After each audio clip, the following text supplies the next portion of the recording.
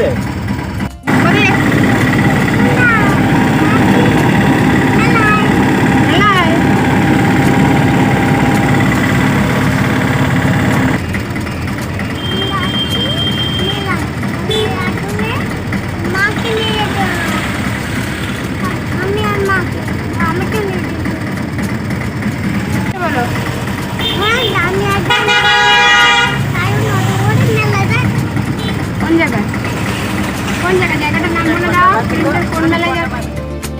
তো দেখো বন্ধুরা, আমরা কিন্তু ফাইনালি চলে এসেছি সতী মায়ের মন্দিরে, যেখানে আমরা পুজো দেব। সেই জায়গাটা হচ্ছে এখানে।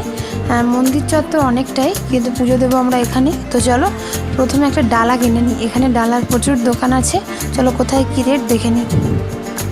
ডালা কত থেকে শুরু মাসি? আর কত পর্যন্ত আছে? 500।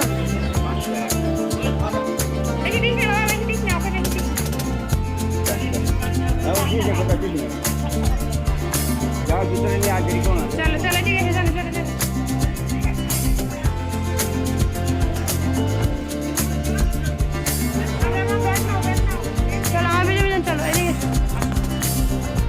তো দেখো এই যে গাছটা দেখতে পাচ্ছ, এই গাছেই কিন্তু সতী মায়ের পুজো হয়। এখানেই কিন্তু সিঁদুর, ধূপ, মোমবাতি এই সমস্ত জ্বালিয়ে পুজো দিতে হয়। আর দেখো এই যে মাটির যে পুতুলগুলো রয়েছে, এগুলো যেরকম আমরা ঢিল বাঁধি না, আমাদের মনস্কামনা পূরণ হওয়ার জন্য মায়ের কাছে বা ঠাকুরের কাছে, তো সেই এখানে ঢিল না বেঁধে এই মাটির মূর্তিগুলোকে সবাই বেঁধে দেয়। আবার মনস্কামনা পূর্ণ হলে মাকে পুজো দিয়ে ওই ঢিল খুলে দিয়ে যেতে হয়, যেটা নিয়ম। আর ভালো কথা তোমার হাতে পুজো দেবো, পুজো দেবে মা বললে কি করবা, তুমি বললেন পুজো দেবো, বলো বলো। তাই চলো আমরা মন্দিরে যাই। কোনটা মন্দির? এই অহন মণ্ডল, অসিত মণ্ডল।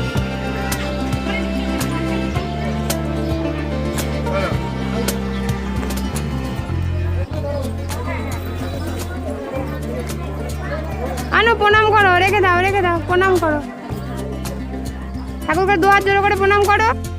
তো এতক্ষণে আমাদের পুজো দেওয়া কিন্তু কমপ্লিট হয়ে গেছে। আর এখন দেখো প্রণাম করছে, এবং ওখান থেকে কিছুতেই যাবে না, ওই মাটির পুতুলগুলো কেউ নেবে। তো যেহেতু ওগুলো মাটির পুতুল আমরা ভাবছি, কিন্তু আসলে তা নয়।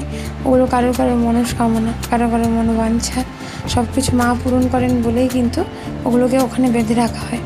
তো যাই হোক, ওখান থেকে যাবে না, জোর জবরদস্তি আমরা ওকে নিয়ে গেলাম। আর সত্যি কথা বলতে মানে মন্দিরটা খুবই ভালো, এবং এই মেলার এরিয়াটা না প্রচুর বড়। তো আমরা হয়তো পুরো মেলাটা ঘুরতে পারবো না, তবে যতটুকু ঘুরতে পারবো তোমাদেরকে অবশ্যই দেখানোর চেষ্টা করব। তো পুরো ভিডিওটা দেখতে থাকো, আশা করি তোমাদের সবার অনেক ভালো লাগবে। আর সঙ্গে থেকেও যারা আমার চ্যানেলে নতুন বন্ধু, এখনও আমার চ্যানেলটা সাবস্ক্রাইব করোনি, তারা প্লিজ সাবস্ক্রাইব করে দিও। আর যদি ভালো লাগে তবে একটু লাইক দিও। আর তার পাশাপাশি আমার এই যে পথ চলা, তোমরা সাথে না থাকলে কিন্তু কোনোভাবেই সম্ভব না এগোনো। তো প্লিজ সাথে থেকো, পাশে থেকো, সঙ্গে থেকো, ভালোবাসা দিও, তবেই কিন্তু সম্ভব জীবনে এগিয়ে যাওয়া। তো ব্যস্ততার কারণে বেশ কিছুদিন ভিডিও করতে পারিনি আমি, কারণ আমার পারিবারিক দিক থেকে অনেক ধরনের সমস্যা ছিল বা আছে। তো তার মধ্যে দিয়ে যতটুকু পারি তোমাদের সঙ্গে সব কিছু শেয়ার করার চেষ্টা করি, আর এভাবেই করব। তো চলো ভিডিওটা দেখতে থাকো, অনেক কথা বললাম, আশা করি তোমাদের সবার অনেক ভালো লাগবে।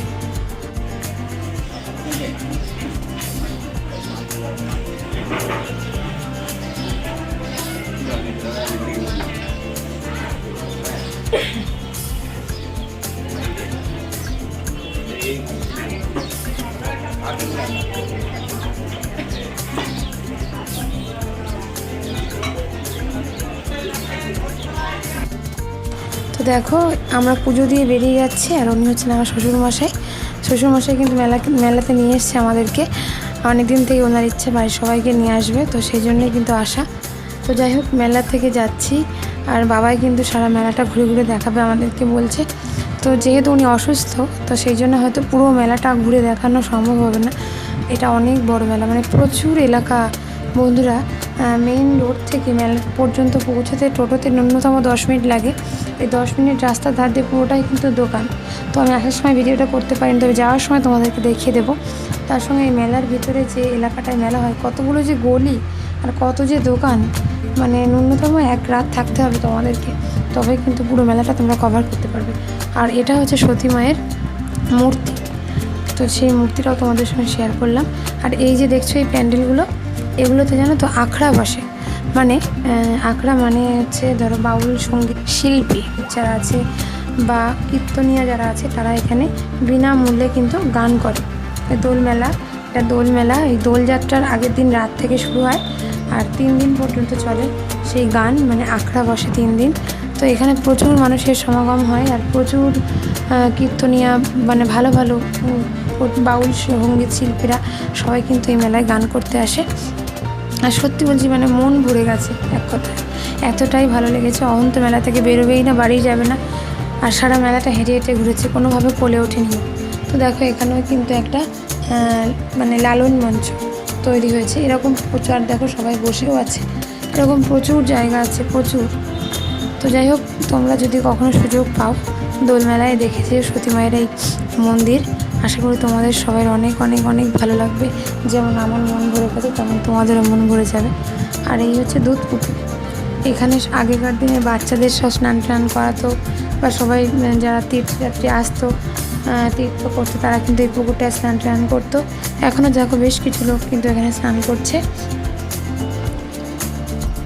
তো চলো এইভাবে পুরো মেলাটা তোমাদেরকে ঘুরে ঘুরে যতটা পারবো দেখাবো, তোমরা দেখতে থাকো। আশা করি তোমাদের অনেক অনেক অনেক অনেক ভালো লাগবে।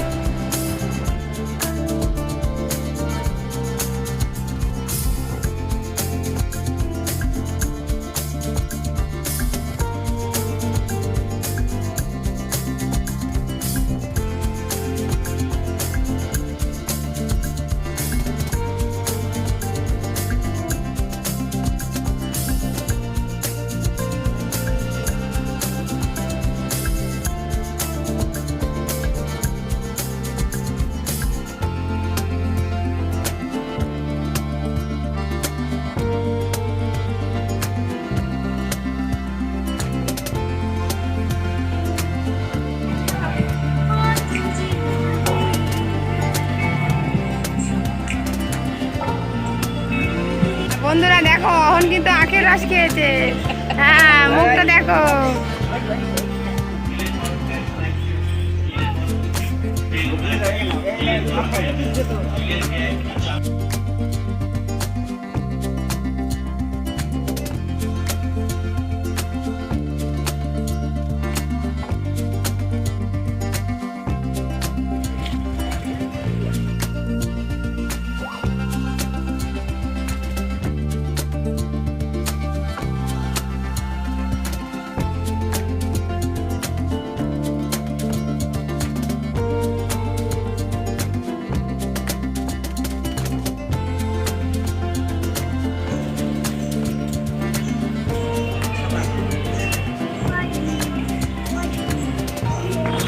আসো না, এই মন্দিরে দেখি।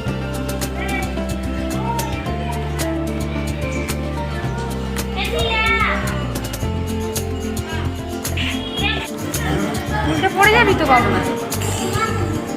তো দেখো মেলা ঘুরে আমরা কিন্তু খুব ক্লান্ত, আর এখন এক জায়গায় রেস্ট নিতে বসেছি। এই যে অহন,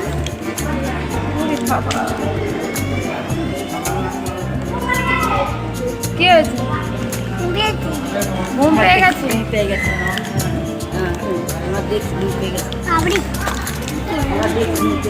কি কিনেছে মেলা থেকে? ফ্রেন্ডদের দেখাও, ঘুরিয়ে দেখাও। কি এটা? তিনটে বন্ধু, এই হচ্ছে বন্ধুকে বললাম মা নিতে যাচ্ছে, এবার কি করে দেয় তাই বলো, কি জ্বালায় পড়েছে এখন। আর কি কিনেছে ফ্রেন্ডদের বলে দাও। আমার ব্যাগে নেই তো, তুমি মুখে বলো না, ফ্রেন্ডরা বলতে পারবে, মুখে বলো। কিনেছে মেলা থেকে? দেখো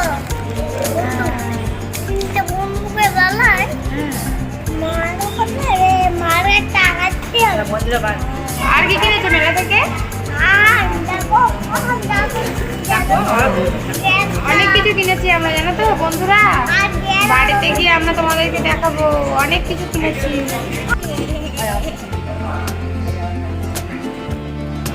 এই হচ্ছে দেখো, দুষ্টুমি শুরু করে দিয়েছে ঢুকতে না ঢুকতে।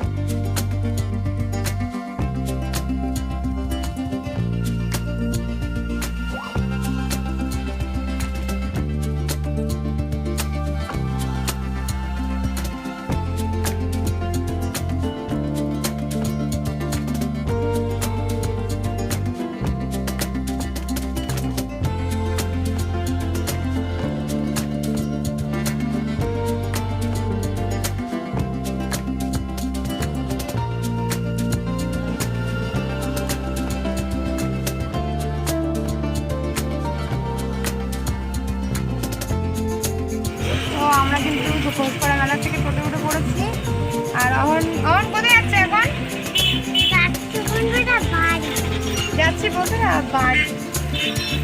এখন বাড়ি আসলাম, এইগুলো নিয়ে চলো কত। হ্যাঁ কত করে নিয়ে যেতে হচ্ছে বয়ে বয়ে।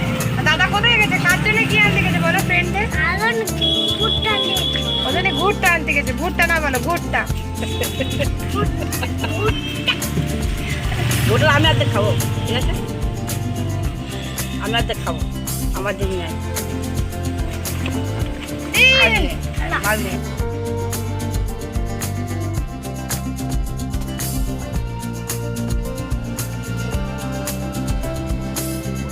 তো আমরা এখন বাসে বাড়ি ফিরছি। সন্ধ্যা হয়ে গেছে প্রায় বিকাল, এখন 4:30 5টা বাজে। এখন আমরা এখনো করলাম। তো চলো বাড়ি থেকে যাওয়া যাক।